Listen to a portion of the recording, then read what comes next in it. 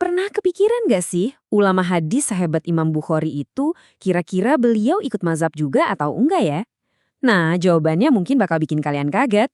Hari ini, kita bakal kupas tuntas hubungan yang sering banget disalahpahami antara para master hadis dan para pendiri mazhab fakih. Sebuah koneksi tersembunyi yang ternyata penting banget. Sering banget kan kita dengar perdebatan ini, di satu sisi ada ajakan buat kembali langsung ke hadis. Tapi di sisi lain, ada tradisi panjang buat ngikutin salah satu dari 4 mazhab. Jadinya seolah-olah kita harus milih kan? Kayak dua jalan yang berbeda gitu.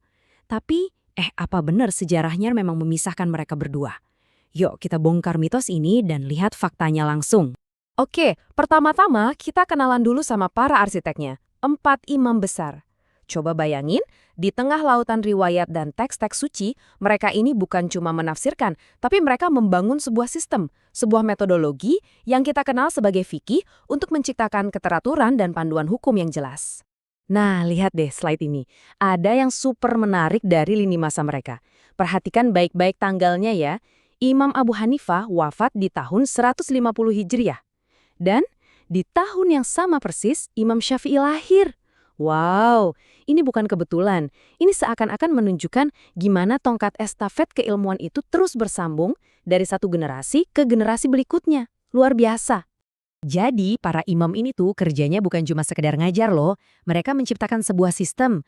Mereka membangun metodologi yang kokoh banget buat menerjemahkan Al-Quran dan hadis jadi panduan yang praktis buat kehidupan kita sehari-hari. Warisan mereka ini bukan cuma sekumpulan opini, tapi sebuah kerangka hukum yang menopang peradaban Islam selama ratusan tahun. Oke, sekarang kita hadirkan tim yang kedua, para raksasa hadis, seperti Imam Bukhari dan Imam Muslim. Siapa sih yang nggak kenal nama mereka? Tapi, disinilah teka-tekinya dimulai. Gimana ceritanya mereka ini terhubung dengan para imam fikih yang hidupnya puluhan tahun bahkan seabad sebelum mereka? Coba kita lihat lagi lini masa ini. Waktu Imam Syafi'i, sang raksasa fikih, wafat di tahun 204 Hijriah, Imam Bukhari itu umurnya baru 10 tahun, masih anak-anak kan? Imam Muslim bahkan baru aja lahir. Jadi ya secara fisik, mereka ini ada di generasi yang berbeda. Mustahil banget mereka pernah duduk bareng dalam satu majelis ilmu. Eits, tentu enggak. Fakta bahwa mereka nggak pernah ketemu langsung itu bukan akhir dari cerita. Justru disinilah letak hubungan tersembunyi yang mau kita ungkap. Ini bagian serunya. Nah, ini dia jawabannya. Begini ceritanya. Imam Bukhari dan Imam Muslim memang nggak pernah ketemu langsung dengan Imam Syafi'i. Tapi, mereka berkelana kemana-mana untuk belajar dari siapa? Dari murid-murid terbaiknya Imam Syafi'i dan Imam Ahmad. Jadi, yang mereka warisi itu bukan cuma teks hadisnya doang, tapi juga metodologi fikihnya, cara berfikirnya, langsung dari sumbernya. Rantai keilmuan itu nyambung erat, nggak pernah putus. Oke, sekarang kita udah paham kan gimana hubungannya? Sekarang mari kita lihat peran mereka yang kelihatannya beda, tapi sebenarnya saling melengkapi banget dalam tradisi Islam. Analogi ini bener-bener ngejelasin semuanya. Coba deh bayangin gini, ahli hadis itu tugasnya seperti arsiparis yang super teliti. Misi utama mereka, memastikan setiap dokumen, yaitu setiap hadis, itu asli dan otentik, nggak ada yang palsu. Nah, di sisi lain, ahli fikih itu perannya seperti ahli hukum konstitusi. Mereka ngambil semua dokumen yang udah dijamin asli itu, lalu membangun sebuah sistem hukum yang masuk akal dan bisa diterapkan. Jadi yang satu jaga bahan mentahnya, yang satu lagi membangun gedungnya. Keduanya spesialisasi yang nggak bisa dipisahkan. Nah, ini yang membawa kita ke pembuktian terakhir. Kalau ahli hadis itu arsiparis, apakah mereka juga menggunakan sistem hukum yang dibangun oleh para ahli hukum? Dengan kata lain, emangnya para ahli hadis sendiri ngikutin mazhab? Yuk kita lihat catatannya. Ternyata fakta sejarahnya jelas banget.